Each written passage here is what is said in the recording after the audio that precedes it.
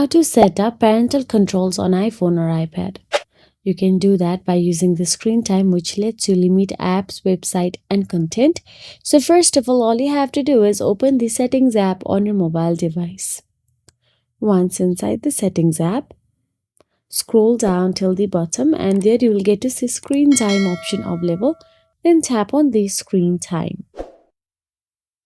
Then once you tap on the screen time, all you have to do is simply scroll and there you can see lock screen time option available or set up option available.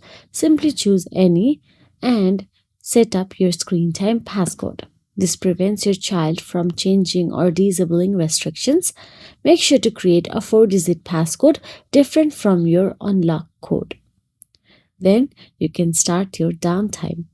If you found this video helpful, please like, share and subscribe our channel, and thank you so much for watching.